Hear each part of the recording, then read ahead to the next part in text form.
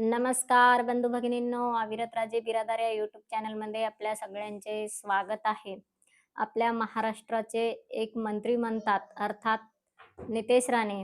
नितेश राणे साहेब म्हणतात, की मी चिन्ह पाहून अ, लोकांना फंडिंग करीन काम करण्यासाठी किंवा जे बजेट द्यायचे कामं करण्यासाठी ते तुम्ही कोणत्या गावात, कोणत्या चिन्हाला मतदान केलं होतं, त्याला बघूनच मी देईन. तुम्ही जर कमळ सोडून दुसऱ्यांना मतदान केलेलं असेल, तर मी त्या गावाला किंवा त्या लोकांना, त्या कार्यकर्त्यांना कुठलाही निधी देणार नाही. अर्थात चिन्ह पाहून मी निधी वाटप करेन. घ्या आता, भारतामध्ये लोकशाही आहे. इथे लोकांच्या विकासासाठी योजना राबवल्या जातात आणि त्या योजना राबवण्यासाठी निधी दिला जातो. कार्यकर्त्यांसाठी किंवा पक्षासाठी निधी दिला जात नाही. पण पक्ष लोकशाहीमधील लोकांचे तिजोरी लुटून खात आहेत. त्याला काय करायचं? पण त्यातही हे साहेब म्हणतात, मंत्री साहेब, की मी चिन्ह पाहूनच निधी वाटप करीन. दुसऱ्यांना जर मतदान केलं असेल एखाद्या गावाने, तर त्या गावाच्या विकासासाठी काहीही दिल्या जाणार नाही. मग त्या गावाला करमुक्त पण करा ना, राणे साहेब. कारण ते गाव जे कर भरतं ना, प्रत्येक वस्तूमागे टॅक्स भरतं. मग त्या ज्या गावाने कमळाला मतदान केलं नाही, त्या गावाचा कर पण घ्यायला नाही पाहिजे. कुठल्या सगळ्या वस्तू त्यांना टॅक्स फ्री असल्या पाहिजे. त्यांना पेट्रोल टॅक्स फ्री, त्यानंतर त्यांच्या घरात सकाळी उठल्यापासून रात्र होईपर्यंत आणि पुन्हा सकाळ होईपर्यंत अख्ख्या जिंदगीभर जे काही वस्तू लागतात रोजच्या जीवनचक्रामध्ये त्या सगळ्या टॅक्स फ्री करून टाका. म्हणजे मग त्यांना कुठलाही निधी नाही दिला तरी चालतो. कारण का? तर तेच एवढे सक्षम होतात, की ते तुमच्या हजारो पिढ्या जगवू शकतील गावाच्या गावं मिळून. का? कारण त्यांना जर लुटलं नाही गावांना टॅक्सच्या नावाखाली, तर त्यांना तिजोरीतल्या निधीची गरजही पडणार नाही. तिजोरीच्या निधीवर तर तुम्ही बसलेलेच आहेत मांजरं टपून लोण्याचे गोळे खाण्यासाठी आणि ते तुम्हीच खात आहेत. लोकांच्या वाट्याला येतच काय आहे? गावागावांना काय येत आहे? आज गावांची स्थिती काय झाली आहे? आणि त्यानंतर शहरांची स्थिती जर पाहिली तर गावापेक्षाही बेकार आहे. किमान गावामध्ये अ, गुंठा, 2 गुंठे, एकर, 2 एकर जमिनी तरी आहेत लोकांकडे. भलेही त्या आता नापीक होत चाललेल्या आहेत, त्यांना शेती परवडेनाशी झाली, तरी बी किमान ते मुठभर धान्य तरी पिकवून खातात आणि तुम्हालाही खाऊ घालतात. पण शहरातले लोकांची परिस्थिती तर इतकी बेकार झाली, की ज्यांना गव्हर्नमेंट नोकरी नाही, त्यांच्यावर काय वेळ आहे कधी त्या लोकांना जाऊन विचारा. आणि फक्त सुखी आहे तो तुमचा गव्हर्नमेंट लाडका वर्ग तेवढाच सुखी आहे आणि त्यांना तर तुम्ही काही म्हणणारच नाही कारण की ते तुमचेच आहेत. त्यांचं मतदान तुम्हाला कसं वळवायचं तुम्हाला चांगलं माहिती आहे. पण तुम्ही ह्या धमक्या कोणाला देता? तर मतदारांना धमक्या देता.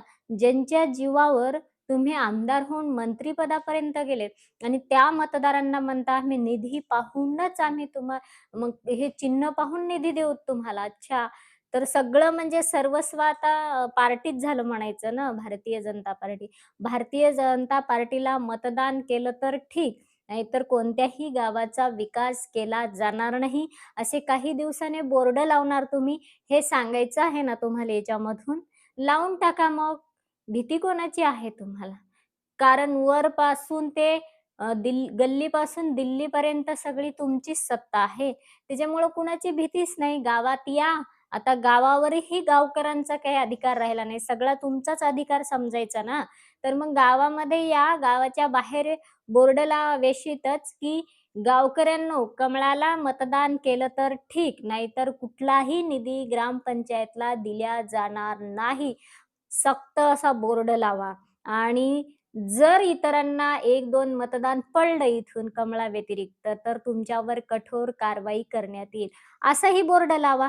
म्हणजे लोकशाहीला पार तुम्ही उगाळून पिळून टाकलं. लोकशाहीला काही शिल्लकच ठेवलं नाही. इतका लोकशाहीचा गळा घोटतात. अक्षरशः लोकशाहीला तुम्ही काय करून टाकले, कुठे हरवून टाकले आणि तरी पण म्हणायचं भारत लोकशाही प्रधान देश आहे आणि तरी पण प्रजासत्ताक दिन चांगला करायचा. तुम्ही ध्वज फडकवायचे प्रजासत्ताक दिनाच्या दिवशी. स्वतंत्र भारत राष्ट्र म्हणून आपण रोज वावरतो आणि लोकांना मतदान कोणाला करायचं हेही स्वातंत्र्य आता तुम्ही ठेवलं नाही. धन्य आहे तुमची मंत्री साहेब. तुमच्या खरंच तर चप्पलसहित, बुटासहित पाया पडलं पाहिजे आणि दर्शन घेतलं पाहिजे. आरत्या पण वाळल्या पाहिजे, की आमच्या महाराष्ट्राचं भाग्य इतके सुज्ञ आणि सुजाण मंत्री साहेब महाराष्ट्राला लाभले. इतर राज्यांना सुद्धा असेच लाभले पाहिजे आणि इतर देशांनी सुद्धा असंच अनुकरण केलं पाहिजे. पक्ष आणि पार्टी, पार्टी एक तुकडा असतो आणि त्या तुकड्यासाठीच जगायचं. मंत्र्यांनी पण आणि आता लोकांना पण शिकवायले तुम्ही तुकड्यासाठी जगायचं. काय कमाल आहे तुमची. इतकी कमाल राणेसाहेब दुसऱ्या कोणाला इतकी चालाखी येणार पण नाही आणि इतकं हुशार दुसरं कोणी नसेल पण. खरं तर तुमच्या भारतीय जनता पार्टी नावाच्या पक्षाने आणि तुमच्या वरिष्ठांनी तुम्हाला पक्षश्रेष्ठींनी तुम्हाला कमलरत्न पुरस्कार जाहीर करायला पाहिजे. कमलरत्न पुरस्कार दिला ना, तर तो सार्थ ठरेल तुमच्या नावाला असं आम्हाला वाटतं. कारण आता तुम्ही लोकांचं स्वातंत्र्य हिरावून घ्यायलेत मतदानाचं. कारण सध्या प्रथा अशी आहे, पतीनं कुणाला मतदान केलं आणि तो पती जर म्हणाला ना, "मी या पक्षाला मतदान केले पत्नीला, तू सुद्धा त्याच अ, पक्षाला मतदान कर." तर ती पत्नी म्हणते, "7 जन्म हाच पती मिळावा म्हणून मी वडाला फेऱ्या घालते." पण या पतीचं रोज सगळं ऐकते. पण आज तो माझा अधिकार आहे, की मी मतदान कोणाला करायचं. हा माझा अधिकार आहे, ते मी ठरवीन. प्रत्येक घराघरातली पत्नीसुद्धा पतीला म्हणत असते आणि म्हणून आणि आपल्याकडे सांगत सुद्धा नाही. पतीनं कोणाला मतदान केले हे पत्नी जर विचारली, तर तो माझा अधिकार आहे सांगत नसतात म्हणतात. जुने माणसं अजिबात सांगत नाहीत घरामध्ये सुद्धा एकमेकांना, की मी मतदान कोणाला केलेलं आहे. ठीक आहे. अगोदर एखादा निर्णय घेत असतील, की आपण कोणाला करायचं, हे आपला नातलग आहे, हे आपला सोयरा आहे, वगैरे, वगैरे असं म्हणत असतात. पण मतदान करून आल्यानंतर एकमेकांना कधीही म्हणत नाहीत, की मी कोणाला मतदान केलेलं आहे. कारण गुप्त मतदान पद्धती ही लोकशाही प्रधान या देशामध्ये चालू आहे. त्याच्यामुळं इथं सांगितल्या जात नाही आणि तुम्ही खुलेआम सांगत आहात, की लोकांना मतदान कमळालाच केलं पाहिजे म्हणून आणि दुसऱ्याला केलं तर तुमचा विकास जागीच थांबवता मी. वाह! काय पद्धत आहे शीर आणि काय पद्धतशीर बोलतात पण तुम्ही. खरंच सार्थ आहे तुमचं. आता तुमच्या पक्षांनी असे पुरस्कार नवीन-नवीन जाहीर करून ते तुम्हाला दिलेच पाहिजे. कारण तुम्ही एक महान रत्न आहेत मंत्रालयाचे, एक नवीन मंत्री असे चांगले मंत्री आहेत. तुमच्याकडे चांगलं खातं दिले हे आता एक कमल विकास खातं बी तुम्हाला दिलं तर चांगलं होईल आणि त्या कमल विकास खात्याचे मंत्रीही तुम्हाला केलं तर अर्थात सार्थ ठरेल. चांगलं कार्य असंच घडवत राहू द्या. म्हणजे लोकांचा विकास करायची गरजच नाही तुम्हाला. सगळं काही आता तुम्ही पक्ष आणि पार्टीसाठीच जगा. तुम्ही तर जगतच आलेत पक्ष आणि पार्टीसाठी. पण तुम्ही लोकांना का जगायला लावता पक्ष आणि पार्टीसाठी? लोकांना लोकांच्या मनाने, त्यांच्या सदसद विवेकबुद्धीने त्यांना जगू द्या. कारण तो प्रत्येकाचा अधिकार आहे. का लोकशाही तुम्हाला गुंडाळूनच ठेवायची आहे? मग ठेवूनच टाका ना एकदा आणि घोषणा करा तुमच्या पक्षश्रेष्ठींकडून एकदा, की लोकशाही नाही म्हणून आपल्या देशामध्ये हुकुमशाहींचं राज चालू आहे म्हणून. घोषणा करा ना जशी नोटबंदीची वगैरे, कोव्हिडची तुम्ही एकदम केली होती घोषणा, तशी घोषणा करून टाका एक वेळेस. म्हणजे लोकांना तरी जाणून जाईल, की लोकशाही नाही म्हणून. कारण की दरवेळेस तुम्ही ह्या अशा धमक्यांच्या प्रत्येक निवडणूक आली की तुम्ही डायरेक्टली धमक्यांच्या घोषणा काढायलेत. हे कोणासाठी काढायलेत? तुम्हाला लोकांची काहीच भीती राहिली नाही. वचक तुमच्यावर लोकांचा आहे. कारण लोक मालक आहेत. लोकांच्या हातात सत्ता आहे. आताच झाला ना प्रजासत्ताक दिन. तुमच्या लक्षात नाही आलं का? प्रजासत्ताक म्हणजे काय? अरे सत्ता प्रजेच्या हातात म्हणजे प्रजासत्ताक आहे राणीसाहेब.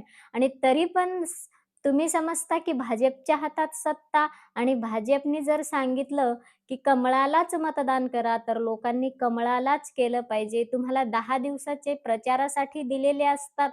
तुम्ही सांगू शकता, की आमच्या पक्षाला मतदान करा म्हणून हा तुम्हाला अधिकार जरी प्रचारासाठी दिला असला, तरी तुम्ही पुढचं वाक्य नाही बोलू शकत कायद्याने, की आम्ही निधी देणार नाही म्हणून. कारण इथे गुप्त मतदान पद्धती आहे. तुम्हाला कसं काय माहीत मग कोणी कोणाला मतदान केले? आणि जर तुम्हाला माहीत होते कोणी कोणाला मतदान केलंय, तर तुम्ही गुप्त मतदान पद्धतीला कुठेतरी ओपन करत आहात. हा बेकायदा तुम्ही गुन्हा हे न गुन्हा करत आहात तुम्ही लोकशाही राष्ट्रामध्ये. हे बेकायदा आहे असं. कायद्याला धरून नाही. कारण की मतदान ओपन करता येत नाही. व्यक्ती स्वतः सुद्धा कुणाला मतदान केलं तो ओपन करू शकत नाही. तर तुम्ही कसं काय लोकांचं ओपन करणार आणि तुम्ही त्यांना पुन्हा म्हणणार तुम्ही आम्हाला मतदान केलं नाही म्हणून. कारण निवडणूक संपली, की समोर असली पाहिजे फक्त जनता आणि आपला परिसर विकासाचा. पण तुमच्या डोळ्यासमोर रात्रंदिवस पक्ष आणि पार्टीच आहे. हे काही तुमच्या डोक्यातलं जाणार नाही. कारण ते तुम्ही तुकड्यासाठी अर्थात दुसरा अर्थ घेऊ नका. पार्टी म्हणजे तुकडा एक छोटा, पार्ट पी-आर-टी. तर तुम्ही तुकड्यासाठी जगत आले. पार्टी इंग्रजीतून झालं, त्याला मराठीतून तुकडाच म्हणतात. तर तुम्ही तुकड्यांसाठी जगत आले आणि आता लोकांचे तुकडे करायला लागलेत, म्हणजे तुम्ही किती सुज्ञ मंत्री आहेत. अर्थातच यांनी लोकशाहीची कशी वाट लावली, हे आपण सुज्ञ नागरिकांनी आणि सुज्ञ मतदारांनी लक्षात घेतलं पाहिजे. तरीसुद्धा तो आपला अधिकार आहे, आपण मतदान कोणाला करायचे. आपण या सगळ्यांना नाही केलं तरी बी शेवटचा ऑप्शन सुद्धा आपल्याला दिलेला असतो आणि आपण मतदानावर बहिष्कार सुद्धा घालू शकतो. हे लोकशाही आणि स्वतंत्र भारत राष्ट्र आहे. आम्हाला कुणालाच करायचं नसेल, तर आम्ही मतदानावर बहिष्कार घालण्याचाही अधिकार आम्हाला भारतीय नागरिक म्हणून आहे. त्याच्यामुळे तुम्ही शिकवू नका, की मतदान कोणाला करायचं आणि तुम्ही काय देणार नाही आणि काय देणार म्हणून. आम्ही करूत अथवा ना करू, तो लोकांचा अधिकार आहे, येथील जनतेचा अधिकार आहे. तुम्हाला नक्कीच काय वाटतं ह्या मंत्र्यांच्या अशा प्रतिक्रियांबद्दल असे रोज-रोज वक्तव्य करत असतात नको-नको ते. निश्चित प्रतिक्रिया देऊन कळवा. व्हिडिओला जास्तीत जास्त शेअर करा.